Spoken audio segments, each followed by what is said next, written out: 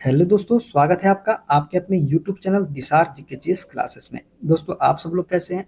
उम्मीद करते हैं आप सब लोग अच्छे होंगे, स्वस्थ होंगे, मस्त होंगे और अपनी तैयारी बेहतरीन तरीके से आप सभी कर रहे होंगे। दोस्तों, हम आपको रेलवे ग्रुप डी के आंसर की का सॉल्यूशन करवा रहे हैं, जिसमें हम आपको साइंस के क्वेश्चन दोस्तों करवा रहे हैं। दोस्तों, आज हम 2 दिसंबर को थर्ड शिफ्ट में पूछे गए साइंस के सारे क्वेश्चन करवाने वाले हैं।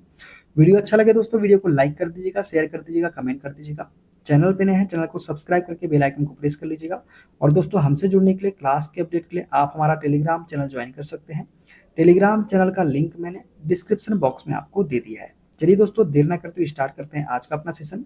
दोस्तों, इसके पहले हमने 2 दिसंबर के सेकंड शिफ्ट तक सारे सेट करवा दिए हैं। यदि आपने वीडियो नहीं देखा है तो हमने उसकी प्लेलिस्ट बना दी है, प्लेलिस्ट में जाके आप सारी वीडियोस देख सकते हैं। चलिए दोस्तों, देर ना करते हुए स्टार्ट करते हैं आज का अपना सेशन।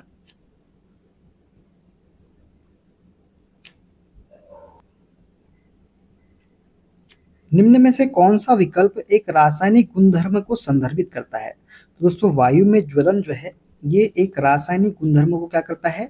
संदर्भित करता है। तो ऑप्शन बी इसका करेक्ट आंसर हो जाएगा। v मीटर प्रति सेकंड वेग से गतिमान m द्रव्यमान के एक पिंड की गतिज ऊर्जा x जूल है। यदि पिंड का वेग 4v मीटर प्रति सेकंड में परिवर्तित हो जाए तो गतिज ऊर्जा का मान कितना हो जाएगा?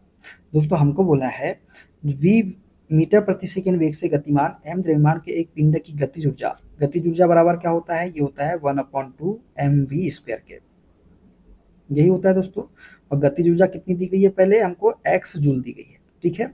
अब बोला है दोस्तों, यदि पिंड का वेग 4v मीटर प्रति सेकंड परिवर्तित हो जाए, ठीक है, तो क्या हो जाएगा? गतिज ऊर्जा बराबर 1/2 m। v का मान कितना हो जाएगा? 4v का स्क्वायर, तो 16v स्क्वायर हो जाएगा दोस्तों ये। ठीक है। अब इसको हम जैसे हम लिखे 1/2 mv स्क्वायर इंटू 16 भी तो लिख सकते हैं इसको हम। ठीक है। और दोस्तों, 1/2 mv स्क्वायर का मान क्या है दोस्तों? हमने निकाल दिया गया है, ये दिया गया है x जूल, तो यहाँ पे x रख देंगे तो कितना आ जाएगा? 16x जूल निकल के हमारा आ जाएगा। कितना? 16x joule. Option number D correct answer हो जाएगा। ठीक है। देखते हैं अगला क्वेश्चन। डैश अयस्कों को भर्जन की प्रक्रिया द्वारा उनके संबंधित ऑक्साइड में परिवर्तित किया जाता है। तो सल्फाइड अयस्कों को जो है दोस्तों, भर्जन की प्रक्रिया के द्वारा उनके संबंधित ऑक्साइड में परिवर्तित किया जाता है। ठीक है। यदि पृथ्वी और चंद्रमा के बीच की दूरी स्थिर रखते हुए चंद्रमा का द्रव्यमान दुगना कर दिया जाए तो पृथ्वी और चंद्रमा के बीच गुरुत्वाकर्षण बल क्या हो जाएगा? तो ये भी क्या हो जाएगा दोस्तों? दोगुना हो जाएगा। क्या हो जाएगा? दोगुना हो जाएगा। ठीक है। तो ऑप्शन नंबर ए वाला करेक्ट आंसर हो जाएगा। गति के संबंध में निम्न में से कौन सा कथन गलत है? तो दोस्तों, आणविक गति केवल प्राणियों में पाई जाती है, पादपों में नहीं। यही कथन क्या है? हमारा गलत कथन है। ठीक है। जीवधारी आंतरिक या आणविक गति दर्शाते हैं तब भी जब बाह्य गति दिखाई नहीं देती। गति जीवधारियों की एक विशेषता है, सत्य कथन है। पादपों में वृद्धि संबंधी गति जैसे प्रकाश की ओर झुकना गति का एक रूप है, तो ये भी सत्य है। असत्य जो है ऑप्शन नंबर डी वाला हो जाएगा। ठीक है। देखते हैं अगला क्वेश्चन।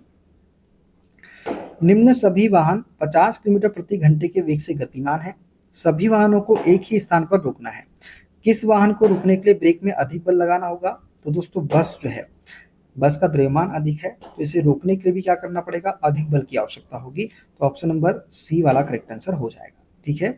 निम्न में से कौन सा खाद्य श्रृंखला के प्रत्येक चरण से निर्मित होता है? तो पोषी स्तर जो है दोस्तों, ये खाद्य श्रृंखला के प्रत्येक चरण से क्या होता है? निर्मित होता है।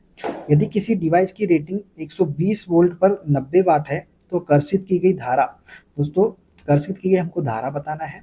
और हम जानते हैं P बराबर क्या होता है? P बराबर होता है V इंटू आई के। यही होता है दोस्तों। हमको P का मान कितना दिया गया है? 90 दिया गया है। V का मान कितना दिया गया है? 120 दिया गया है। और धारा हमको निकालना है।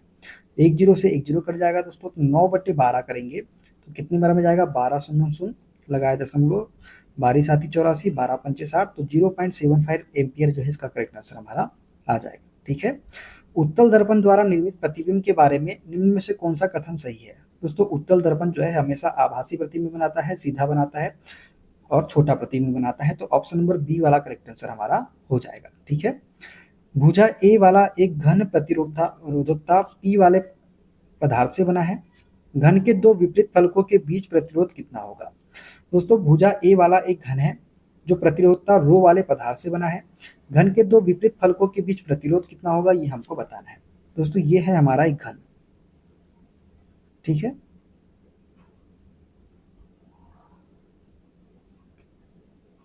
ये हमारा एक घन है दोस्तों। ये जो दो विपरीत फलक है, ये वाले जो दिख रहे हैं आपको, ये वाला फलक जो है और ये वाला फलक, इससे मिलकर बना है हमारा, पदार्थ से बना है।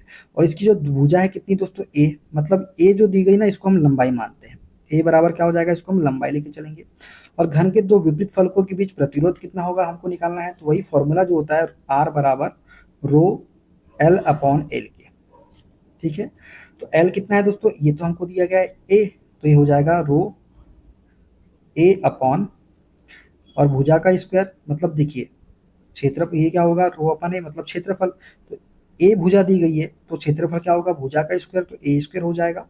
तो एक ए से एक कट जाएगा, तो क्या हो जाएगा, रो अपॉन ए आंसर इसका निकल के आएगा। ऑप्शन नंबर कौन सा सही हो जाएगा, ऑप्शन नंबर सी वाला करेक्ट आंसर हो जाएगा। ठीक है, देखते हैं अगला क्वेश्चन।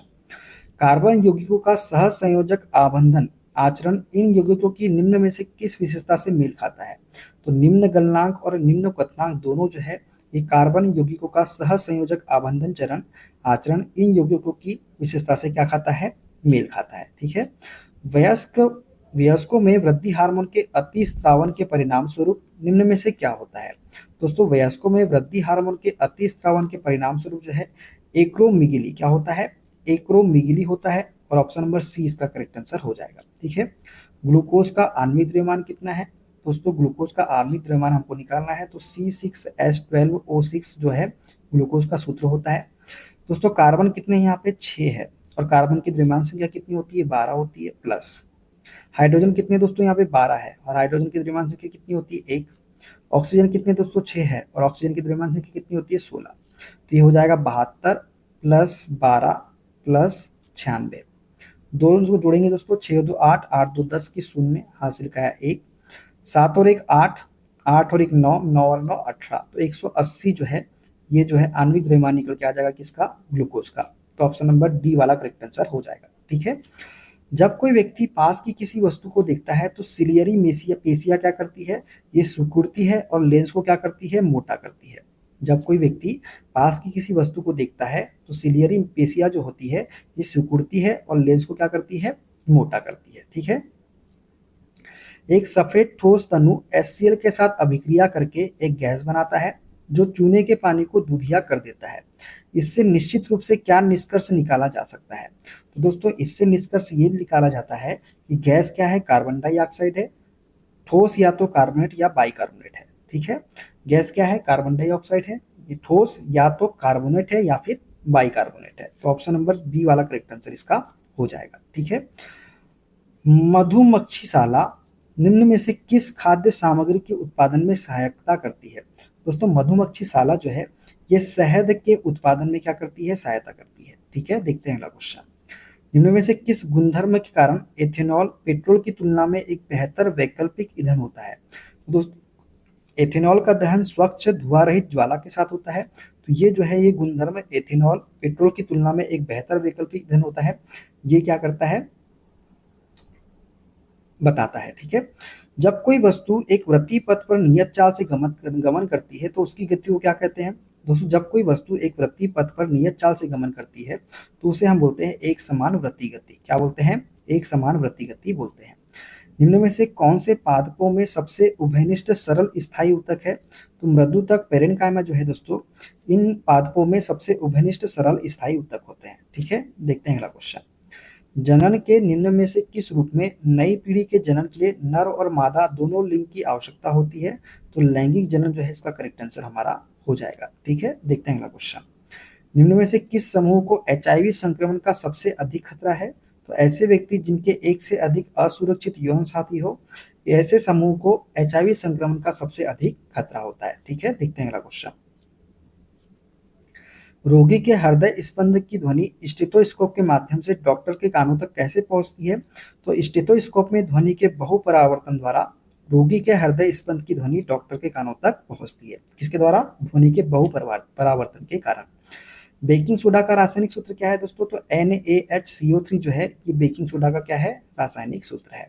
निम्न में से कौन सा टिंडल प्रभाव नहीं दिखाएगा। तो टिंडल प्रभाव कौन नहीं दिखाएगा दोस्तों, तो ये दोस्तों कॉपर सल्फेट विलयन जो है ये टिंडल प्रभाव नहीं दिखाएगा। अपखंडन अलैंगिक प्रजनन के संबंध में कौन सा कथन गलत है। तो विभाजन से पहले परिपक्वता शामिल होती है इसमें। ठीक है, अनुवांशिक रूप से समान संतति उत्पन्न करता है, ठीक है। बीजाणु निर्माण एक प्रकार का अपखंडन प्रक्रिया है, नहीं। बहुकोशिकीय जीवों में पाया जाता है, ठीक है। तो बीजाणु निर्माण एक प्रकार की अपखंडन प्रक्रिया है, ये जो है कथन गलत कथन है। तो ऑप्शन नंबर सी वाला क्या हो जाएगा, इसका राइट आंसर हो जाएगा। तो दोस्तों ये थे आज के सारे 25 क्वेश्चन। वीडियो कैसा लगा कमेंट बॉक्स में जरूर बताइएगा। वीडियो अच्छा लगे दोस्तों वीडियो को लाइक कर दीजिएगा, शेयर कर दीजिएगा, कमेंट कर दीजिएगा। चैनल पे नए हैं चैनल को सब्सक्राइब करके बेल आइकन को प्रेस कर लीजिएगा। मिलते हैं दोस्तों अगले वीडियो में, अपना ख्याल रखिए। Okay bye bye, take care.